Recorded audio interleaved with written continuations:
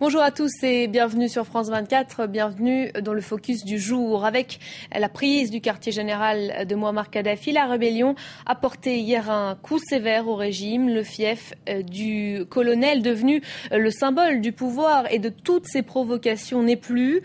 Vous allez le voir, les rebelles se sont empressés d'en visiter les recoins des scènes. Inimaginable il y a encore quelques heures. Alors même si l'ancien homme fort de Tripoli n'a toujours pas été arrêté, la rébellion a désormais le champ libre. Mais quel avenir pour la Libye? Le CNT est-il en mesure d'instaurer la démocratie promise?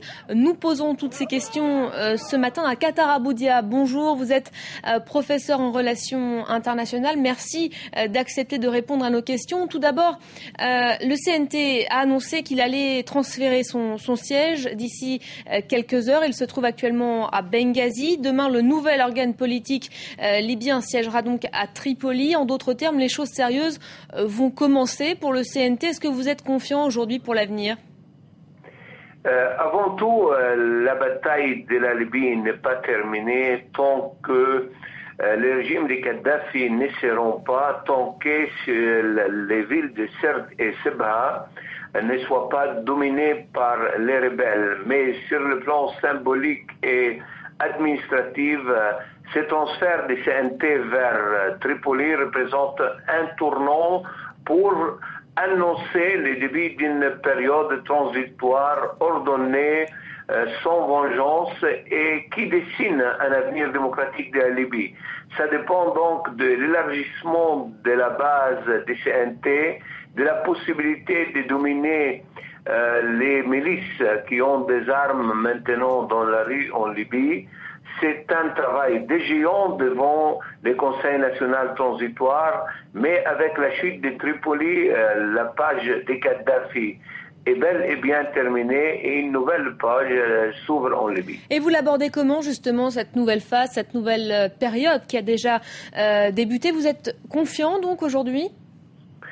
Écoutez, je suis relativement confiant à cause de multiples problèmes qui existent. Ce pays, en effet, est un nouvel État qui date depuis le début des années 1950. Et c'est un grand pays de 1 800 000 km². Le grand enjeu, c'est préserver l'unité de ces pays, de ne pas disputer la rente pétrolière ou les configurations ou les tiraillements régionalistes et tribaux. C'est un grand enjeu aussi pour pouvoir trouver une large assise de nouveau pouvoir libyen de faire des élections libres dans 8 mois, comme promet la feuille de route de CNT. Alors, ce n'est pas une tâche si évidente, mais n'importe quel nouveau régime vaut mieux pour la Libye que l'ancien régime. On va justement s'intéresser tout de suite en images aux défis qu'attendent le CNT. Vous allez le voir, ils sont nombreux. Voyez tout de suite ce sujet de Christophe Dansette. Dès la prise de la capitale, le président du Conseil national de transition prend une première décision, le transfert progressif de l'organe politique rebelle vers Tripoli à partir de jeudi. Par ailleurs, il annonce que le calendrier politique défini il y a quelques jours sera appliqué à la lettre. Ce calendrier comporte 2 étapes. La première sera la partie suprême. Elle ne durera pas plus de 8 mois. Ensuite, il y aura un conseil national pour 12 mois. Il aura pour fonction de préparer la constitution.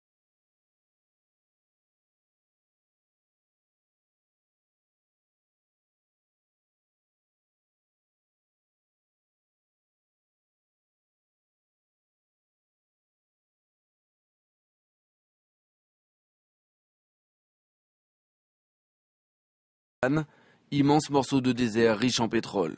On risque quand même de rentrer, même après la disparition de Kadhafi, dans une période d'affrontement ou de conflit entre des forces politiques fragmentées. Donc ça, c'est tout le défi de la reconstruction libyenne qui est en cours. Officiellement, le CNT, créé à la hâte à Benghazi dans l'euphorie des premiers jours de la révolution en février, se veut le visage de la Libye tout entière. Il compte une 40aine de membres, des avocats, des médecins, des professeurs, la plupart restés anonymes, mais aussi de nombreux kadhafistes repentis à l'image de son président ancien ministre de la Justice du régime. Dans les prochains jours, le CNT veut rassembler encore davantage. Tous les Libyens, et je suis l'un d'entre eux, veulent un régime démocratique et civil qui ne soit pas basé sur la dictature, le tribalisme, l'extrémisme ou la terreur. En réalité, ces dernières semaines, des différences sont apparues au grand jour. Fin juillet, le chef d'état-major du CNT, Abdel Fattah Younes, est assassiné à Benghazi dans des circonstances qui restent mystérieuses. Depuis, l'organe politique rebelle n'arrive pas à mettre en place un nouveau comité exécutif. Le CNT devra pourtant former un gouvernement de transition dans les 2 jours qui suivent la chute du régime, ce qui ne s'annonce pas comme une chose facile. Jusqu'ici, 4 personnalités semblent émerger pour remplacer Kadhafi à la tête du pays. Mustafa Abdel-Jalil, le président actuel, Mahmoud Jibril, le Premier ministre, Choukri Ghanem ou encore Abdel Salem Jaloud. Mais tous sont des repentis de l'ancien régime, un passé qui risque de les rattraper. Et il faudra alors sûrement trouver un nouveau leader pour ce pays à construire. Effectivement, on l'a vu ces dernières semaines, le CNT a laissé paraître des signes de fragilité. Il a fait preuve de division, on vient de le voir. Qatar Abou Diab, est-ce que le premier défi de ce nouvel organe politique, finalement, ce n'est pas de se trouver un chef, un leader charismatique ? Ça ne se trouve pas d'un jour au lendemain. Si on parle d'Abdel Salem Jaloud, qui a été le compagnon de Kadhafi, qui l'a quitté en 1990, je ne pense pas que les insurgés et les rebelles acceptent Jaloud. Pour Abdel Jalil, c'est un homme intègre, même s'il a été un ancien de Kadhafi, mais il ne se montre pas très fort face à des composantes très fragmentées et surtout à la composante islamiste radicale qui a joué quand même un grand rôle dans le combat, même dans la dernière bataille de Tripoli. Les grands défis, comment cette composante islamiste radicale va accepter vraiment de composer avec les autres dans la période transitoire, et d'autre part, comment gommer toutes les divisions tribales et régionalistes. Ça demande de gens comme Mahmoud Jibril, comme de Choukri Ghanem, pas d'hommes providentiels, mais d'hommes technocrates et compétents. Ces 2 hommes sont des exemples très intéressants pour la Libye de demain. Très rapidement, est-ce que vous pensez aujourd'hui le CNT capable d'instaurer cette démocratie promise ? Est-ce que vous pensez qu'il est crédible également auprès de la population ? Écoutez, elle est crédible car en fait c'est la seule instance représentative pour le moment, à condition de l'élargir et d'effacer ces divisions. C'est une tâche hardie mais possible.